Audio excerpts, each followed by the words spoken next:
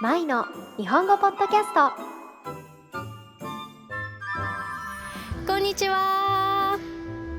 マイの日本語ポッドキャストへようこそ。マイです。皆さんお元気でお過ごしでしょうか？私は元気です。はい、皆さん見てください。あれ、いつもと背景違うじゃんって思いました？そうなんですよ。今日はですね、天気がすごくよくって、そしてとってもあったかいので、ちょっと気分を変えてね、撮りたいなと思ったので、今日は外で撮影をすることにしました。はい。で、このね、後ろを見てもらえたらわかるかなと思うんですけれども、ちょっと今耳だけで聞いてる方はごめんなさい。私の後ろにですね、桜が少しまだ咲いています。はい。で、後ろにね、タワーも見えるかなと思うんですけれども、あれはスカイツリーです。はい。もうここからの眺めがね、結構素敵なんですよ。桜とスカイツリーが一緒に見えるスポットなので、とっても背景も素敵かなと思います。で、桜もねまだ咲いているんですけど、ここ数日雨が降ったり、それから強い風が吹いたりして、結構桜の花びら散っちゃったんですね。なんですけど、まだちらほら綺麗に咲いているところもあるかなって、いう感じなんですが、先週の金曜日が本当にお天気がねよくって、すごくあったかかったんですよ。で、その日、先週の金曜日は桜も満開だったんですね。なのでその日に私は旦那さんと2人で、お花見に行ってきました。はい。で、こう桜がねずっと続いている道を、桜並木ですね、桜並木を2人で歩いてお花見を楽しんだんですけれども、本当に綺麗でした。で、今年はね、もう日本の桜を絶対に見るって決めていたので、綺麗な桜を見ることができて本当に良かったです。はい。で、その日は本当にお天気も良かったし、あとは私たちが行ったそのお花見スポットが結構桜で名所の場所だったんですね。なので他の人たちも多かったんですけど、ワンちゃんを散歩させている方もすごく多かったです。で、私はワンちゃんが大好きなのでね、その可愛いワンちゃんたちと、そして綺麗な桜をね一緒に見ることができて、本当に幸せでした。で、その日は本当に天気が良くってあったかかったので、ワンちゃんたちもなんか嬉しそうに、そう気持ちよさそうにお散歩を楽しんでいましたね。はい。で、私たちは日頃からねカフェに行くのが結構好きなんですけれども、その日お花見も楽しめるし、で天気も良かったので、こうテラス席でコーヒー飲みたいねっていう話になって、旦那さんと一緒に桜が見れて、でテラス席のあるカフェに入りました。はい。で、私はね、カフェラテを注文したんですけれども、旦那さんは桜ラテを注文しました。この春が始まるとね、3月とか4月になると桜のメニューもすごく日本では豊富になるんですよ。桜の飲み物だったりとか、あとは桜のケーキだったりね、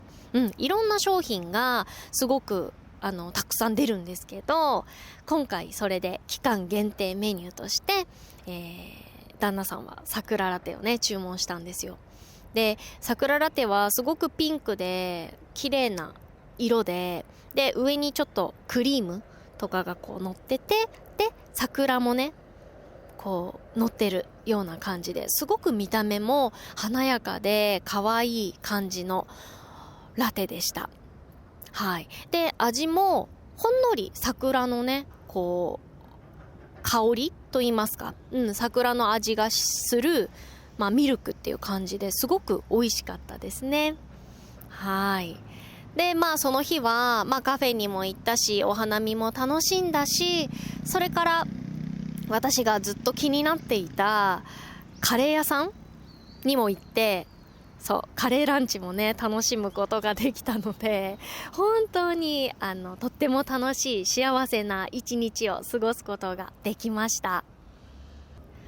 あと、お花見の帰り道にね、桜餅も買って食べました。皆さん、桜餅って知っていますか？桜餅はね、春に食べる日本の和菓子です。はい。で、この桜餅は、桜の葉っぱをこう塩漬けにして、それがこうお餅にね、こうくっついてるんですよ。お餅を桜の葉っぱでくるむっていう感じですかね。で、そのお餅もピンクの色ですごく可愛らしい見た目なんですね。で、そのお餅の中にはこしあんが入っています。はい。でもこれがね、もうすっごく美味しいんですよ。その桜の葉っぱのちょっとしょっぱい感じと、あとはお餅とこしあんの甘さ。このしょっぱいと甘いの絶妙なバランスがね、すごい、本当に美味しいんですね。で、お茶ともよく合うんですよ。なので、桜餅を食べるときは必ずお茶と一緒にいただいてます。はい。本当にこういう桜餅とかね、もう食べると、で、お花見も楽しんだりすると、本当に春が来たんだなっていう感じがしますね。こんな感じで、桜は春の始まりを知らせるっていう、そういったイメージが日本ではあるんですね。はい。なので、4月イコール桜、春、始まり。こんな風につながっているイメージですかね。今は4月じゃないですか。そうで、やっぱり日本では4月といえば始まり、スタートっていうイメージがすごく強いんですね。例えば入学式や、それから会社の入社式、あと人事異動なども4月が多いかなと思います。それからちょっと難しい言葉なんですけど、お金の管理の区切りである会計年度っていうものも4月に始まります。以前引っ越しに関するポッドキャストをアップしたんですけれども、その時にね、日本では3月に引っ越す人が多いっていう話をしました。はい。で、本当に引っ越し戦争って言われるくらい引っ越す人がすっごく多いんですね。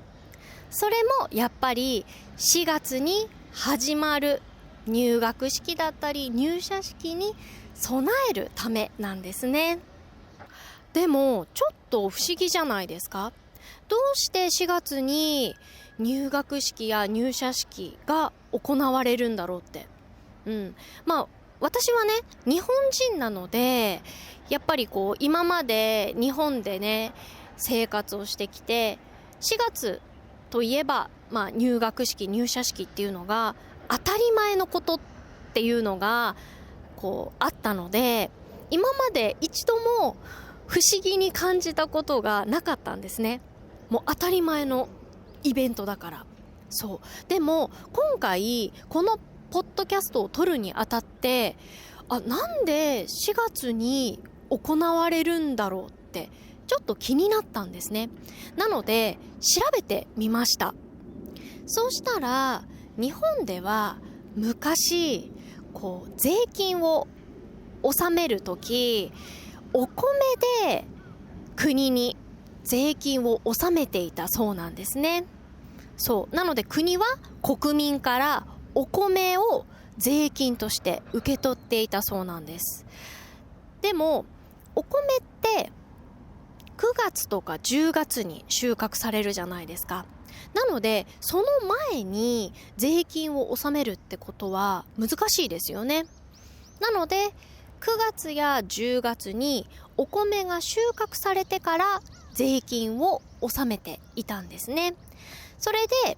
国は国民からそのお米をもらったら、受け取ったら、そのお米を今度はお金に変えます。それでそのお金に変えたら今度は予算を立ててっていう風に準備が結構あったそうなんですね。なのでその準備をしていくと4月からのスタートになったそうです。はい。だから国家予算で運営される学校も同じ4月からスタートっていう風になったそうなんですね。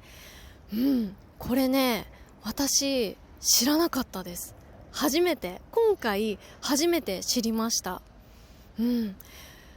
わあ、すごいな、面白いなって思いましたね。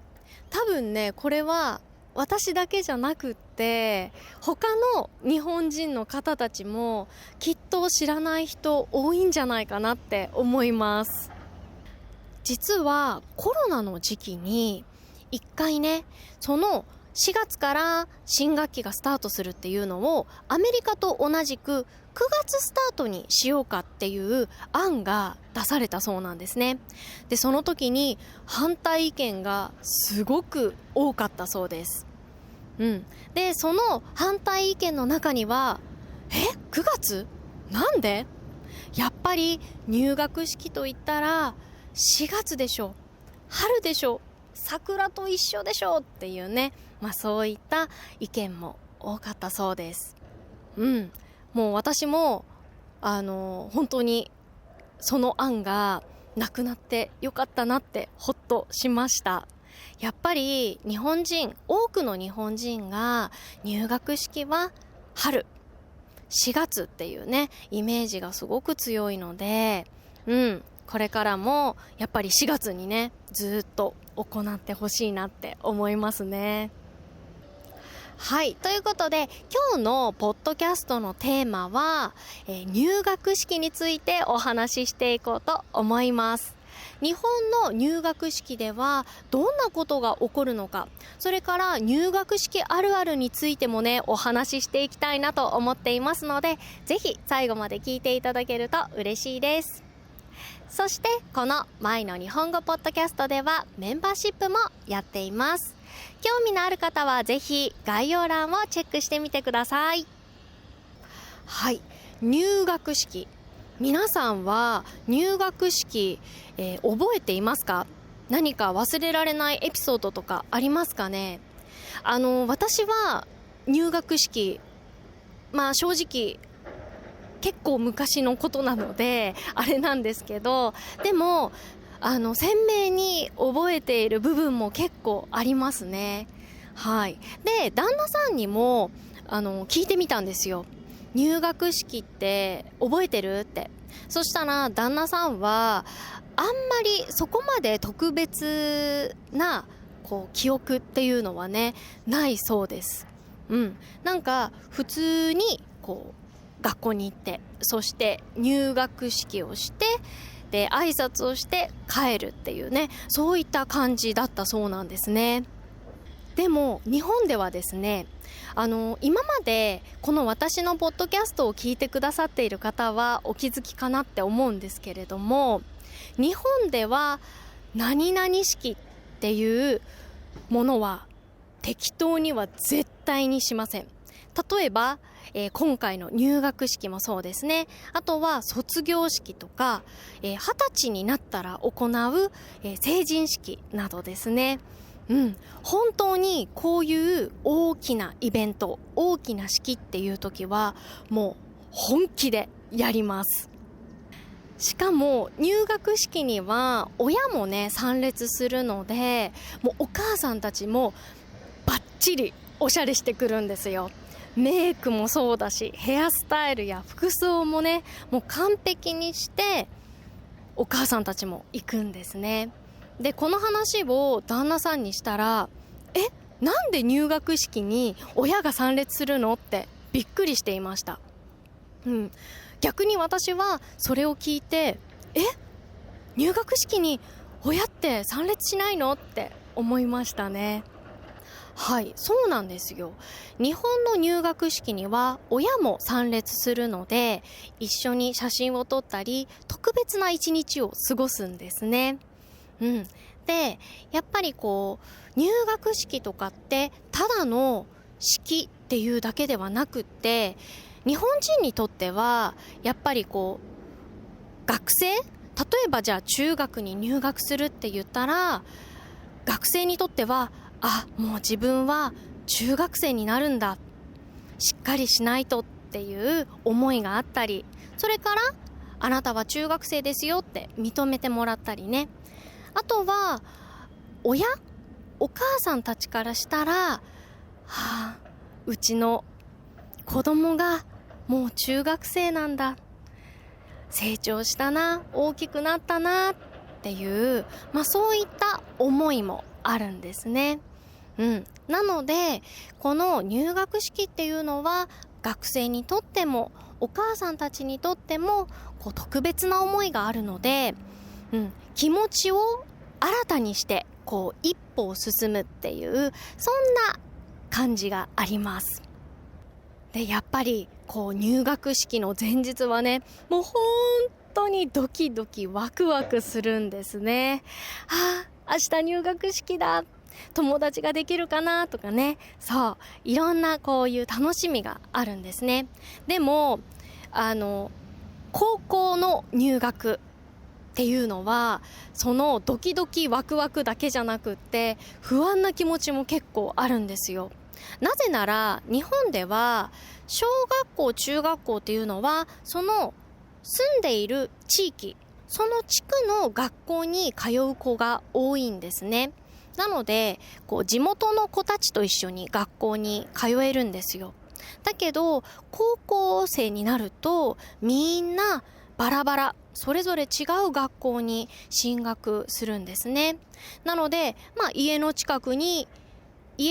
の高校に通う子もいれば、家から少し離れた学校に通う子もいます。でちなみに私は、当時埼玉県に住んでいたんですけれども、東京の学校に進学しました。なので、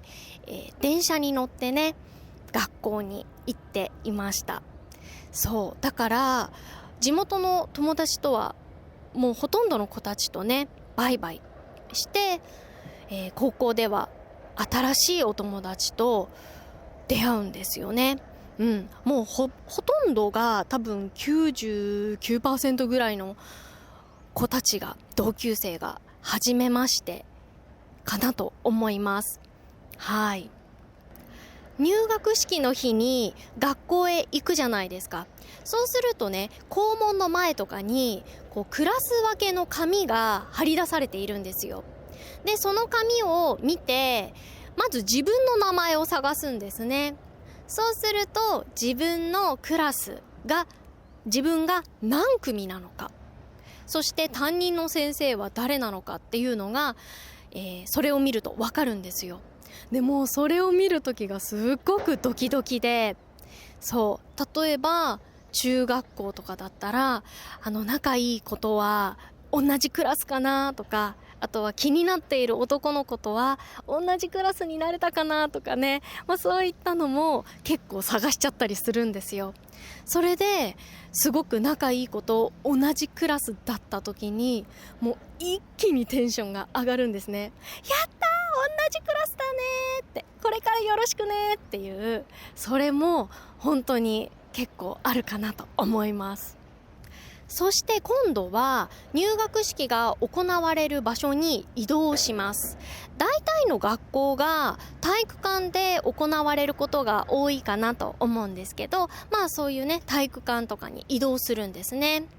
でそこで、校長先生のお話を聞いたり、あとは新入生代表が挨拶をしたり宣誓をしたりします。でこの宣誓っていうのが何かっていうと、多くの人たちの前で誓いの言葉を述べることです。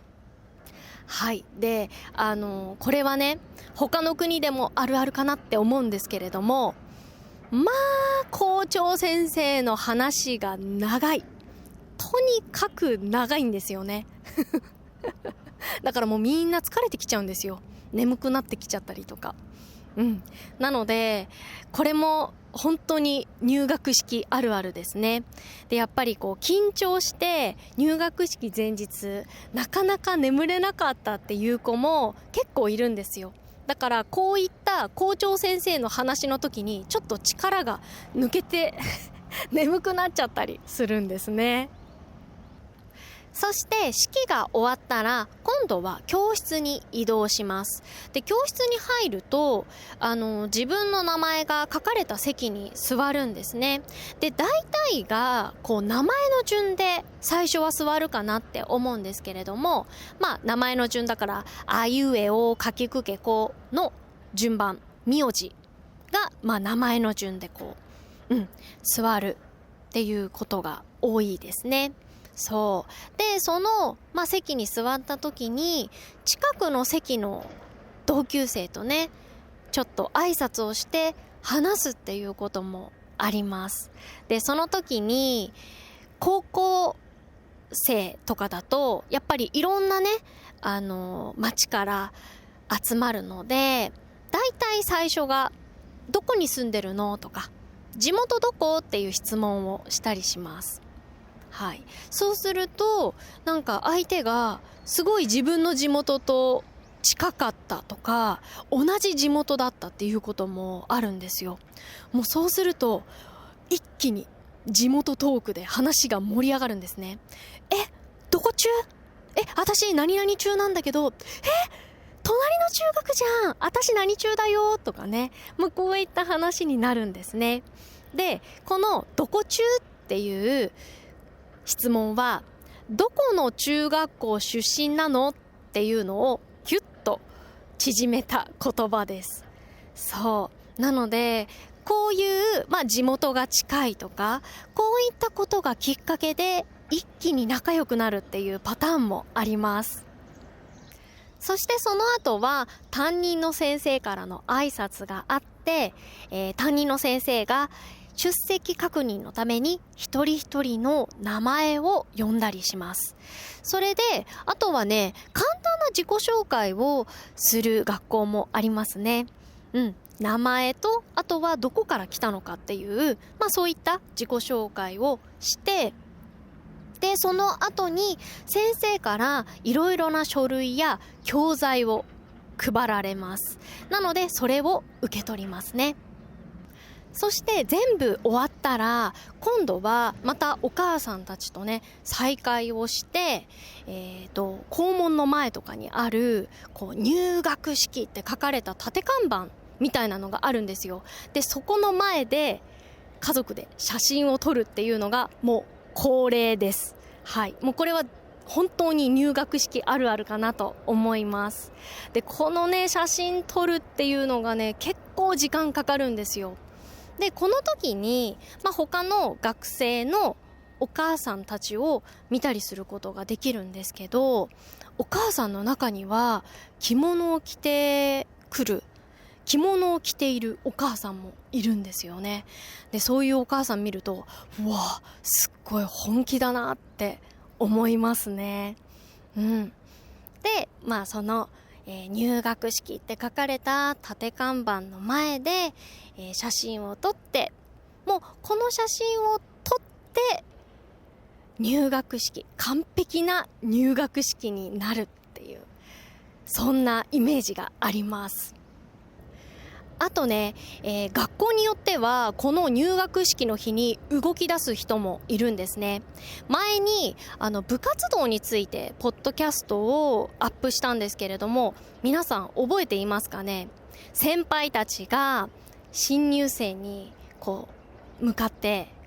部活アピールをしたりするんですね。で、それを入学式が終わった後にする学校もあるんですよ。なので、先輩たちが校門の前で自分たちの部活動をアピールするんですね。例えば音楽を演奏したり、自分たちの部活のユニフォームを着てチラシ配りをしたりっていう、そういった学校もあります。で、入学式が終わって家に帰るじゃないですか。で、これも日本の入学式あるあるかなって思うんですけれども、もう入学式当日に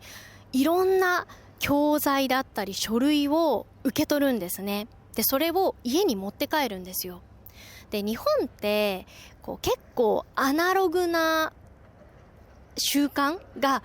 未だに残っているじゃないですか。なので、その教材や書類に一つ一つ手書きで記入をしなければいけないんですね。で、これが結構時間がかかるんですよ。なので、これはもう家に帰ったらやらなきゃいけないっていうことの一つですね。そしてもう一つ、入学式あるあるといえば、みんな少し制服が大きいっていうことですね。やっぱり学生はね、まだ子供なので育ち盛り、成長期じゃないですか。なのでど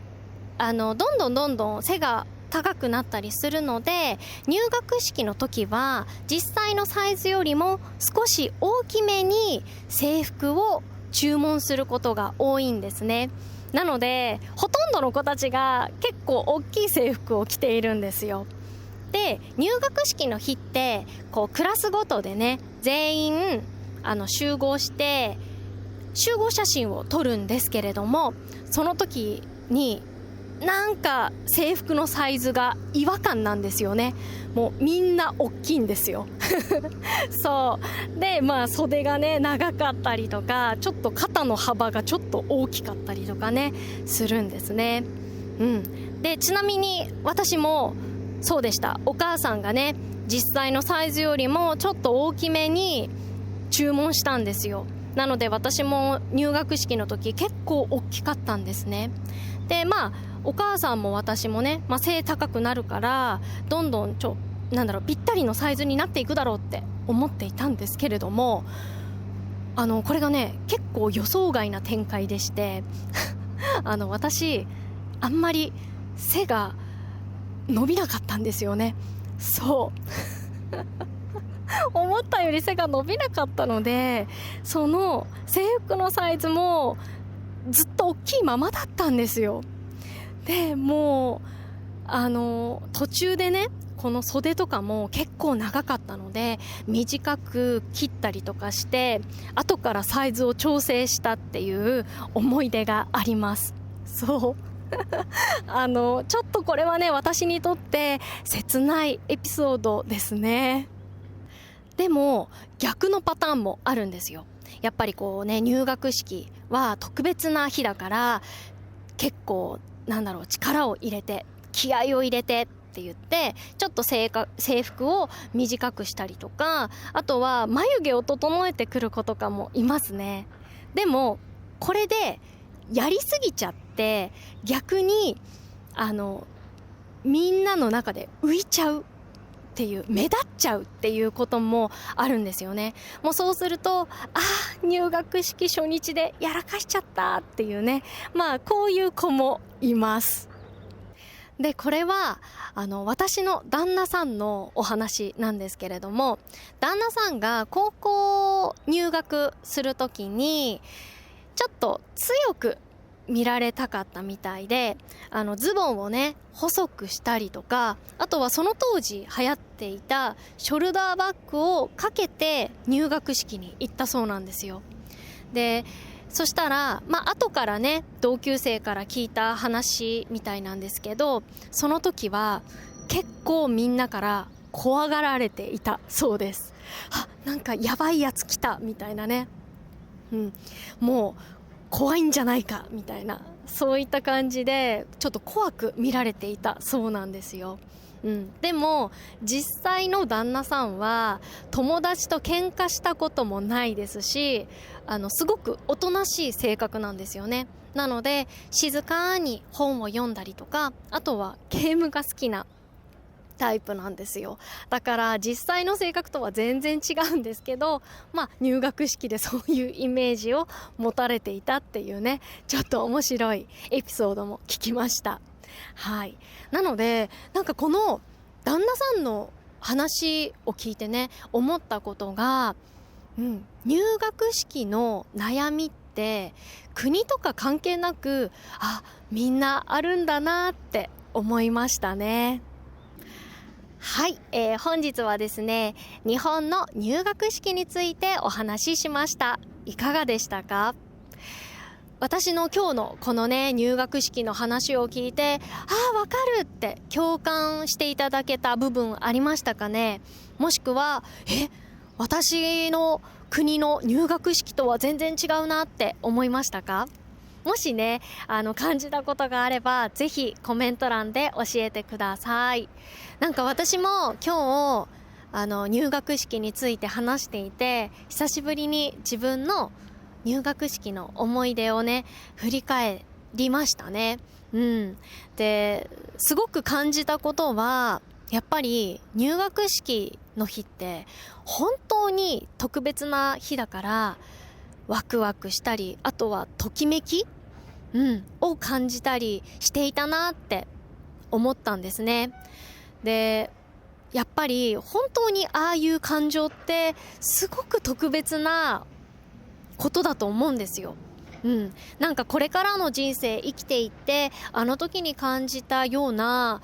ドキドキだったりときめきってこれからもあるのかなって思いましたね。それくらい本当に素敵な思い出として私の中に強く残っています。